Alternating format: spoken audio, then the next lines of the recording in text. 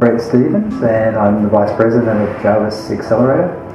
Obviously from my accent, I'm Australian, middle-aged, balding, but living an interesting life in the world of startups.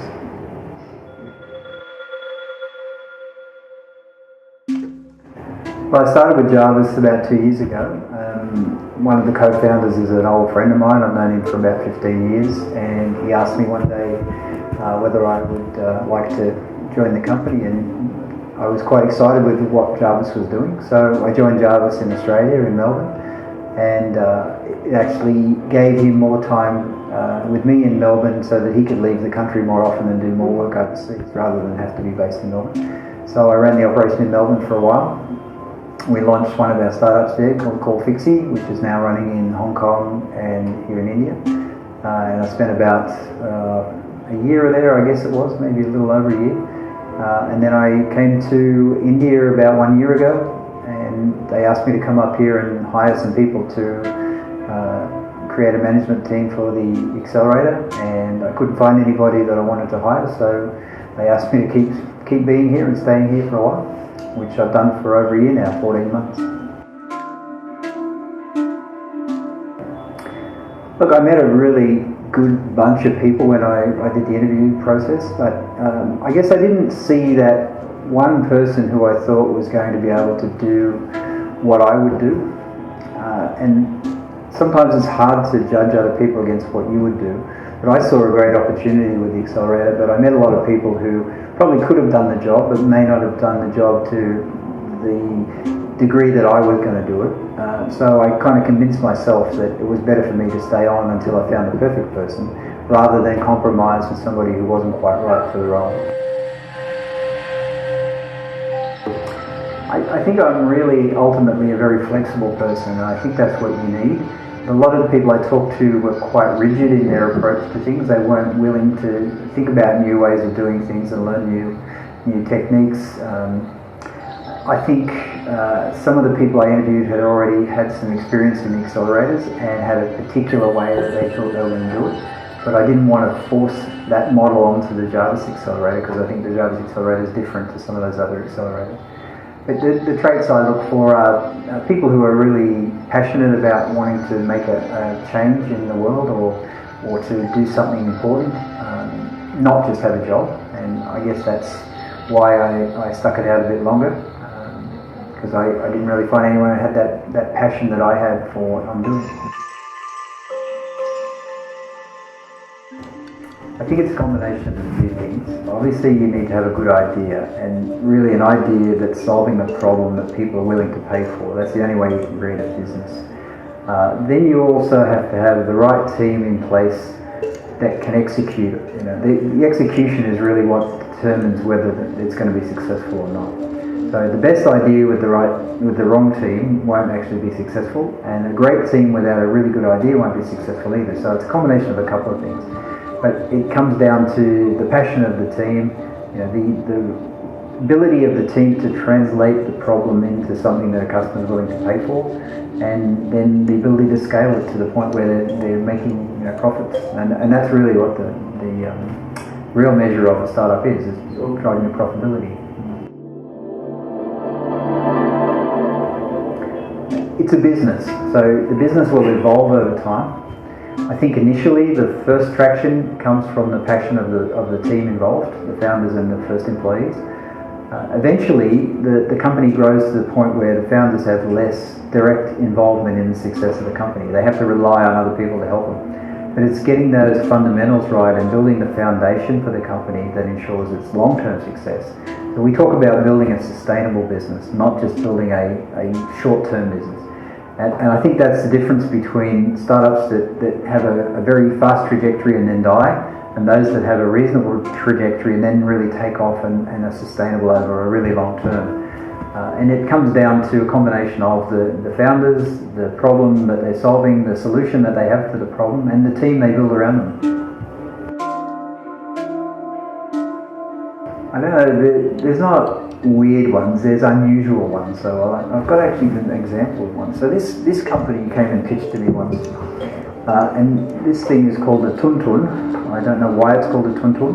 But they were a company that was producing really high quality leather products, mainly Italian leather, bringing it into India and working it here and selling it at quite expensive prices. And they wanted to get into a lower price point. But the thing that was really quite funny is the name of their company. It's called I Am Broke. I Am Broke. So that means I have no money, right? So I thought that was a really innovative use of a company name. But it was probably not the kind of idea that we were looking to invest in, but I still keep that on my desk as a memento of that. But I've heard some pretty strange and unusual ideas about products like, there was one that was going to be dispensing paper at university, so like a vending machine for paper, which I thought was the weirdest idea that I ever heard, but apparently it's quite an interesting concept for university students who run out of paper and have to go and get 50 sheets of paper in the middle of the night. So maybe that's not such a weird idea, but I've heard some very unusual ideas over the years. And we provide a range of services depending on what the startup needs. So it varies from one startup to another. But it can range all the way from helping them establish their company and getting their corporate and legal structures set up properly for success, right through to helping them find co-founders, helping them grow their talent, and primarily advice and mentoring, I suppose, would be the summary. I think most startups benefit most from advice and from mentoring. So we try and find mentors who have domain knowledge for the startups and generic business knowledge and some specific knowledge in areas like hiring, legal, accounting and things that can help them avoid problems. And I always say to people, my job here is really to help startups avoid big mistakes. Happy to watch them make small mistakes and learn from it, but we want to avoid those big mistakes and also make it a faster journey for them. So the word accelerate means to go faster, and a real accelerator should be helping a company just move faster than they would without us, and that's how we measure ourselves. So we try to provide customized range of services to every different startup depending on what they need. At different phases of their growth they need different things, so we modify the program for that. It's a bunch of services. It's quite a big mixed bag of services. Yeah, it's a common question that a lot of recruiters ask is about, who was your influences? I guess I've taken input all my life, from starting with my parents and my grandparents and extended family, to my first couple of bosses who taught me a lot about the real world. Even both of my wives have taught me a lot of things. My children have taught me things. So in terms of influences, I think you can develop your own set of experiences, but if you can learn from other people's experiences, whether they be your brother and sister or your parents or your own children or people you work with, it may not be your boss, it may just be somebody you work in the same company. I think I probably had nobody who really stands out as a single important influence to me, but I do read a lot of biographies and autobiographies, and I look for lessons in there from successful people, but also from people who've learned from mistakes. I'm also a big believer of not repeating a mistake that someone else has made, because that's probably going to achieve the same outcome that they had. So I try to learn lessons from other people, all of my family, a lot of my friends. In terms of real influences, I can't point to any particular people, but it's been all of the people I've met over my life that have helped me. I suppose the cliche answer is someone like Steve Jobs. I read his book a couple of times and then loaned it to a friend. I can't remember who I loaned it to, so I'd like to go and buy another copy. But if I take that out of the picture, there are some really successful people who have started with nothing. People like Richard Branson, who I probably draw some inspiration from what he's done, because he's such an eccentric, unusual man, yet he's been able to build a huge business empire and still manage to have fun along the way and have a great work-life balance and good family life and stuff. So his autobiography, or his biography, which is really about lessons that he's learned and experiences that he's had, that's been an interesting book to read. Actually, I gave that to one of my daughters to read recently. I noticed she was reading it when I saw her the other day. So that's a good book. But I've read biographies about famous musicians. For example, there's a great book I read about all of the Rolling Stones, and their journey was interesting. The Beatles had an interesting journey. I read their book. There's an Australian artist, songwriter, composer, Paul Kelly.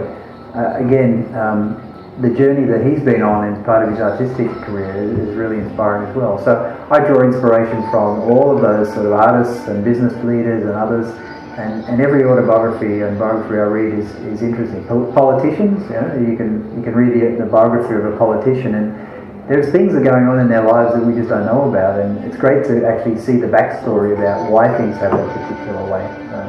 Everyone is different, and they're always enjoyable. I don't think I've really read too many that I've got bored with. There's a couple I've put down halfway and haven't finished, but not many.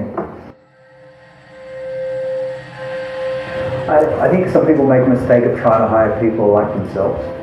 So I try to build a very balanced team when I'm building a team. So whether it's a team of just two, I'll find somebody who complements me if it's a team of two. If it's a team of more than two, I look for the gaps within the team.